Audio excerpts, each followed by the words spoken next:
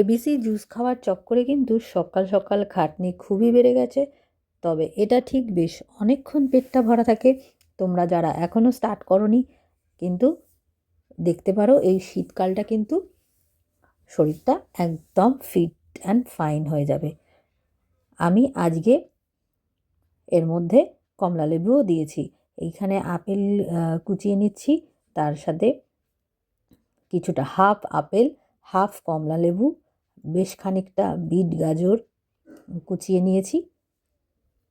এবার সবটা একসাথে মিক্সিতে পেস্ট করে নিয়ে তার মধ্যে একটু জল দিয়েই পেস্টটা করব, যাতে ছাঁকনিতে ছেঁকে নিলে জিনিসটা একটা জুসটা ঠিকঠাকভাবে বেরোয়। আর এই করতে করতে আজকে কি কাণ্ড করেছি দেখো, রান্নাঘরের অবস্থাটা। আজকে একটু জলটা বেশি দেওয়া হয়ে গেছে, চারদিকে তো ছিটকে গেছে, কাজও বেড়ে গেছে।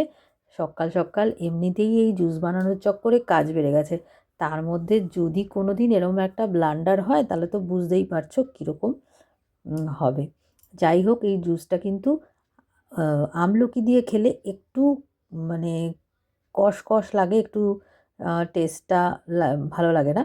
তবে আজকে কিন্তু আপেল দিয়েছি, তার সাথে কমলা লেবুও দিয়েছি। আজকে কিন্তু দুর্দান্ত টেস্ট হয়েছে একদম। মানে এক গ্লাস খাওয়ার পরে মনে হচ্ছিল আরে একটু খাই, বুঝতে পেরেছো? আর পেটটা কিন্তু বেশ অনেকক্ষণ ভরাও থাকছে। আর চলো তাহলে রান্না স্টার্ট করে দিই। আজকে হবে লাউ ঘন্ট আর সর্ষে বাটা দিয়ে শিমের ঝাল। আর এই দেখো, বেশ খানিকটা বিট গাজর কেটে রেখেছি, যদি ইচ্ছা করে বিট গাজর ভাজা খাবো, না হলে কিন্তু রেখে দেবো কালকে আবার জুস বানানোর জন্য। আর আজকে বৃহস্পতিবার, এখন বৃহস্পতিবারের ঠাকুর পুজোটা দিয়ে নিচ্ছি। এই বেশ খাটনি বেড়ে গেছে এই জুসের চক্করে, কিন্তু সকাল থেকে সব কাজই তো করতে হবে, কাজেও বেরোতে হবে। এই দেখো, এখন বৃহস্পতিবারে ঘরটা বসিয়ে নিচ্ছি। এরপরে আজকে আর বিশেষ কিছু শ্যুট করা হয়নি। এরপরে আজকের মতন এইটুকুই। আবার পরের দিন এটা হচ্ছে শুক্রবারের সকালের, শুক্রবার সারাদিন কি করেছি সেটাই শ্যুট করেছি, সেটাই তোমাদের সাথে এখন শেয়ার করব। বৃহস্পতিবারে ঠাকুর পুজো দিয়ে বেশ ঠাকুর ঘরটার আসনটা কি ভালো লাগে না, এত ফুল মালা দিয়ে পুজো করা হয়। সপ্তাহেই একটা দিন এই ঠাকুরের গলায় মালা পরানো হয়, মালা নিয়ে আসে। আমাদের এখানে একজন ফুলওয়ালা আছে, সে বৃহস্পতিবারের সকালে দিয়ে যায়, বাড়ির সামনে দিয়েই যায়, সুতরাং কোনো অসুবিধা হয় না। যাই হোক, আজকের এইটুকুনি বৃহস্পতিবারের ব্লগটা। এরপরে তোমরা দেখতে পাবে শুক্রবারের ব্লগ। Good morning. সকাল সকাল কুয়াশা হয়েছে, দেখেছো আকাশে? সকালবেলাটা বেশ কুয়াশা থাকছে। আর এখন তো আমার রোজই ঘুম ভাঙতে ভাঙতে মোটামুটি ঠান্ডা পড়েছে, দেরি হচ্ছে, 7:30 বেজে যাচ্ছে। তাও আজকে একটু কিন্তু কুয়াশা হয়ে রয়েছে আকাশটা। যাই হোক, আজকে সকালে কিছু রান্না করব না, কারণ কালকের রান্না রয়েছে। এই লাউয়ের তরকারি রয়ে গেছে, আজকে এবেলা আর কিছু করব না। রাত্রে এসে যা রান্না করার করব। সকালবেলা আর এরপরে বেরিয়ে পড়েছি। আর আজকে আমরা 3 বান্ধবী মিলে লাঞ্চ করতে যাওয়ার একটা প্ল্যান আছে।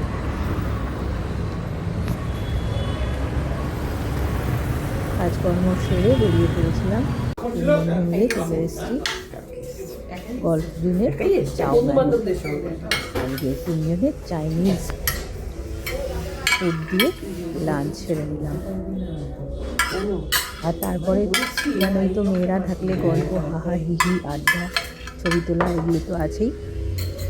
সমস্ত কিছু করে বেশ অনেক দিনটা পুজোর পরে আর এদের সাথে মিট করা হয়নি, তা প্রি ক্রিসমাস একটা মিট সেরে নিলাম 3 বান্ধবী মিলে।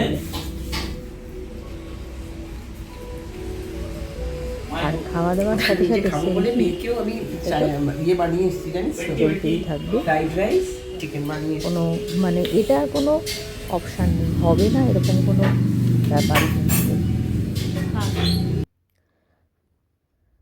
এরপরে আমরা বাইরে বেরিয়ে চা খেয়ে বিকেলবেলা সন্ধ্যের আগেই মোটামুটি বাড়ি ফিরে এসেছিলাম। আর আজকে এসে কিন্তু একদম রেস্ট নিইনি। কেন বলো তো? শরীর এরপরে আর মানে এত ঠান্ডায় পড়ে না, এনার্জি থাকে না। তাই ঝপাঝপ তরকারি তো বৌদি কেটে দিয়েই গেছে, আমি বাঁধাকপিটা চাপিয়ে দিচ্ছি। তাড়াতাড়ি রান্না করে নিলে তাড়াতাড়ি ফ্রি হয়ে একটু রেস্ট নেওয়া যাবে। যাই হোক, এখন বাঁধাকপির ঘন্ট রান্না করছি আর করব বেগুন পোড়া।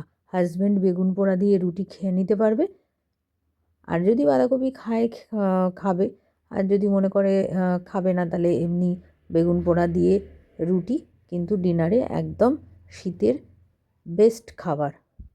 আর বেগুন পোড়া করার পরে হাজব্যান্ডকে বললাম আজকে তুমি একটু ভালো করে মাখিয়ে নাও, আমার আর ইচ্ছা করছিল না। ঠিক আছে, যাই হোক আমাকে হেল্প করে দেওয়ার জন্য। আজ তাহলে এইটুকুই। আমার এই ব্লগ যদি তোমাদের ভালো লাগে তাহলে অবশ্যই লাইক করো, কমেন্টে জানিও কেমন লাগছে। আর যারা নতুন বন্ধু আজকে প্রথম আমার ব্লগটা দেখছো তারা অবশ্যই সাবস্ক্রাইব করে আমার পাশে থেকো। আর আরও কমেন্ট করে জানিও তোমাদের কেমন লাগছে, আর এইভাবেই আমাকে সাপোর্ট করে যাও।